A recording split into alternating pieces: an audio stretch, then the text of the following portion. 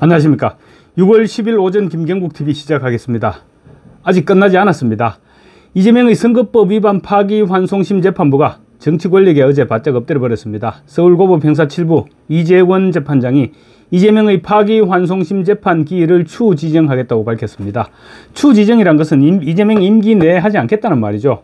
어제 그 소식 듣고 엄청 실망하셨고 또 여러분 모두 스트레스 지수가 급상승하셨을 것입니다. 저 역시 마찬가지였습니다. 물론 지금 후폭풍이 만만찮게 불어닥치고 있지만 전세를 뒤집기는 쉽지 않은 것 또한 사실입니다. 하지만 그렇다고 완전히 문이 닫혀버린 것은 아니죠. 가능성이 높지는 않아 보이지만 그렇다고 우리가 포기할 수는 없는 일이고 또 포기해서도 안 될 일입니다. 서울고법 형사 7부는 어제 이재명의 선거법 위반 파기환송심 재판 기일 연기를 발표하면서 헌법 84조에 따른 조치라고 설명했습니다. 재판부의 선고대로라면 재판은 무기연기되고 사실상 이재명의 임기 중에는 재판이 열리지 않을 것입니다. 법원이 바람이 불기도 전에 정권의 눈치를 보고 들어누워 버렸던 것입니다. 하지만 그게 다가 아닙니다. 끝날 때까지는 절대 끝난 게 아닙니다. 우선 재판 연장도 법원의 결정입니다. 법원의 결정에 대해서는 검찰과 피고인은 재항고를 할 수 있습니다. 그래서 검찰은 대법원에 재항고를 해야 합니다. 고등법원의 재판 중단에 대해서 대법원에서 판단해 달라고 하는 것입니다. 그렇게 되면 대법원 역시 궁지로 내몰리겠지만 대법원으로 넘어가게 되면 서울고법의 헌법 84조 적용이 적절하지 못했다는 사실을 대법원에서 지적하지 않을 수 없을 것입니다. 당장 헌법 68조 2항에는 대통령이 재판에 의해서 직을 상실하게 될 경우에도 60일 이내에 대통령을 다시 선출한다는 조항이 있습니다. 대통령이 되더라도 진행 중인 재판이 계속 진행된다는 내용이 헌법 68조 2항에 버젓이 명시되어 있는 것입니다. 그래서 검찰이 재항고해서 대법원으로만 넘기게 되면 대법원 전원합의체에서는 재판 중단을 선고하기는 힘들 것입니다. 물론 넓게 열린 문은 아닙니다. 그렇지만 가능성 여부를 떠나서 이것은 반드시 해야 될 일입니다. 지금으로서는 검찰이 법원에 재항고를 하는 것이 가장 현실적인 방법인데 검찰은 어제 오후 내내 미지근한 반응을 보여왔습니다. 오늘 하루 검찰이 어떻게 움직이는지 지켜봐야 합니다. 법원의 결정에 얼씨구나 하고 뜻을 접어버린다면 검찰은 더 이상 국민의 검찰이 아니라는 사실을 자인하게 되는 것입니다. 어차피 이재명 정권은 검찰을 해산 수준으로 도륙해버릴 것입니다. 그래서 지금 몸살인다고 검찰 조직이 살아날 수 있는 것도 아닙니다. 그렇다면 법대로 움직여야 될 것입니다. 법리를 잘못 해석한 재판부를 기피 신청하는 방법도 있습니다. 이재명이 걸핏하면서 먹었던 방법인데 검찰이 파기환송심 재판부에 대한 기피 신청을 통해서 불씨를 살려나가는 것입니다. 지금 국민 여론이 폭발 일보 직전이기 때문에 불씨를 살려놓고 투쟁을 이어가면 재판부가 바뀔 가능성이 없다고 할 수 없을 것입니다. 재판 중단을 결정한 서울고법 형사 7부 이재권 재판장 역시 우리법 연구회 명단에 이름을 올리고 있는 사람입니다.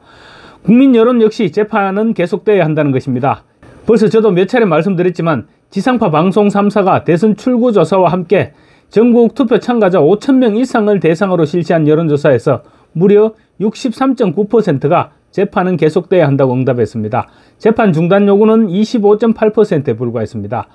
특히 민주당 지지자들 가운데서도 42.7%는 재판이 계속돼야 한다고 했고 재판이 중단돼야 한다는 응답은 민주당 지지자 계층에서도 44.4%에 불과했습니다. 민주당 지지자들조차 재판이 계속돼야 한다는 의견과 중단돼야 한다는 의견이 팽팽하게 맞서고 있는 것입니다. 겁먹은 여론조사 기관들이 그 이후에 지금 여론조사를 실시하지 않고 있습니다. 아마도 여론조사를 실시한다면 압도적인 국민이 재판은 계속돼야 한다고 응답할 것입니다. 그런데 국민의힘은 지금 싸우지 않고 있습니다.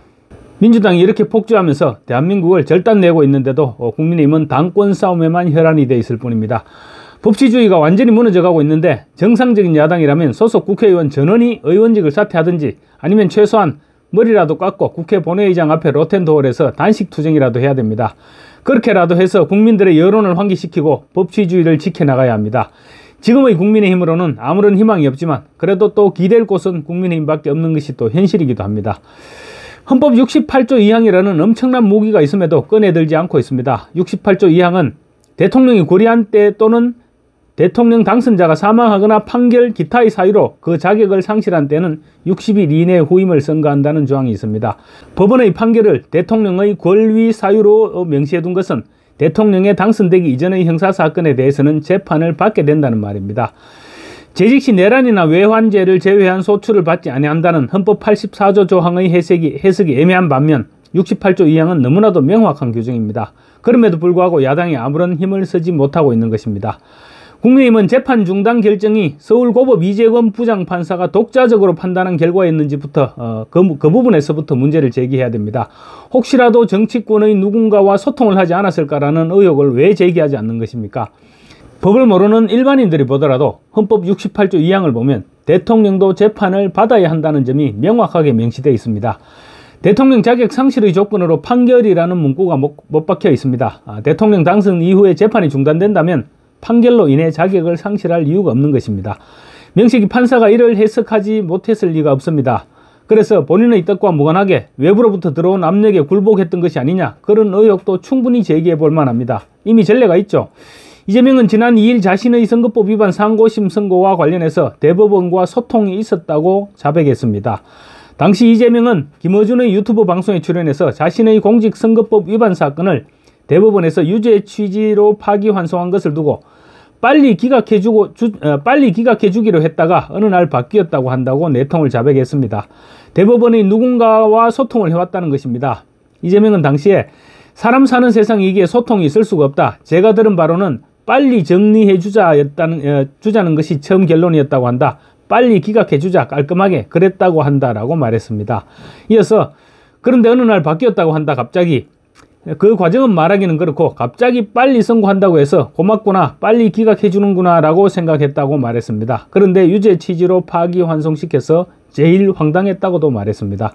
진짜 황당한 것은 그 말을 듣는 국민이었습니다. 유력 정치인이 자신의 정치적 생명이 걸린 재판 과정을 어떤 경로를 통해서든 미리 알고 있었다는 것은 상권 분립이 현장에서 파괴되고 있었다는 점을 스스로 시인한 것입니다. 이재명의 이 같은 발언은 대법관을 사실상 관리하고 있었다는 뜻으로도 풀이될 수 있는데, 그 대법관이 서울고법 파기환송재판부에 영향력을 행사하지 않았다는 보장이 있습니까? 아니면 민주당에서 직접 이재건 부장판사와 소통 내지 뒷거래를 했던 것은 아닐까요? 이런 의혹도 가져보지 않을 수 없습니다. 대법원도 내통했는데 고법 판사 정도가 대수겠습니까?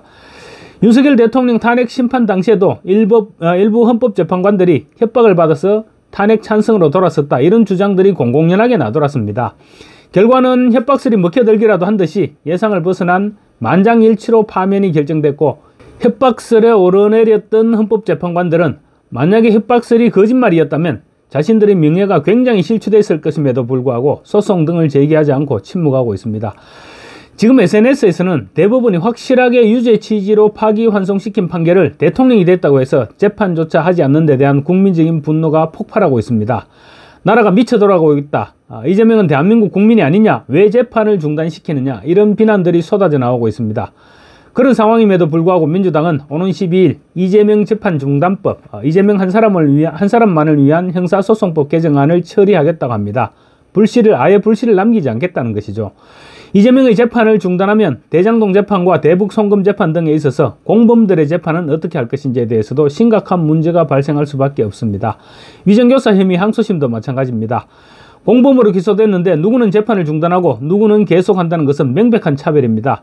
헌법상의 국민평등조항을 위반한 것이고, 사람을 차별해서는 안 되고 특수계급은 없다는 헌법 11조를 정면으로 위반한 것입니다. 헌법 11조는 이렇습니다. 제1항 모든 국민은 법 앞에 평등하다. 누구든지 성별, 종교 또는 사회적 신분에 의하여 정치적, 경제적, 사회적, 문화적 생활의 모든 영역에 있어서 차별을 받지 아니한다. 2항 사회적 특수계급의 제도는 인정되지 아니하며 어떠한 형태로도 이를 창설할 수 없다. 3항 이 부분은 관계 있는 항목은 아니지만 훈장 등의 영전은 이를 받은 자에게만 효력이 있고 어떠한 특권도 이에 따르지 아니한다. 이렇게 헌법 11조가 규정하고 있습니다. 이재명 한 사람만을 위한 형사소송법 개정안은 헌법 68조 2항에도 위배되지만 헌법 11조 국민평등조항을 정면으로 거스르는 내용이기도 합니다. 민주당이 이재명 재판 중단법을 처리하는 즉시 헌법소원과 가처분 신청이 들어갈 것입니다. 이재명의 취임초 지지율은 지금 58.2%에 불과합니다. 역대 대통령의 취임 직후 국정수행 전망과 비교해 볼 때 턱없이 낮은 수치입니다. 이명박 전 대통령은 79.3%, 박근혜 전 대통령은 64.4%, 문재인은 74.8%에 달했습니다. 압도적인 여소야대에서 출발했던 윤석열 전 대통령도 52.7%에 달했습니다. 그런데 지금 압도적인 국회 의석에도 불구하고 이재명에 대한 국정 수행 전망은 잘할 것이라는 응답이 58.2%에 불과한 것입니다. 벌써 외교와 인사 등 곳곳에서 구멍이 뚫리고 있습니다. 그런가 하면 900원에서 기껏해야 1000원 정도 하는 라면 한 개 가격을 2000원이라고 발언해도 아무도 지적하는 참모도 없습니다. 커피 원가 120원을 연상케 하는 말들이 터져나오고 있는 것입니다. 그래서 끝날 때까지 끝난 게 아닙니다. 이제 시작일 뿐입니다. 감사합니다.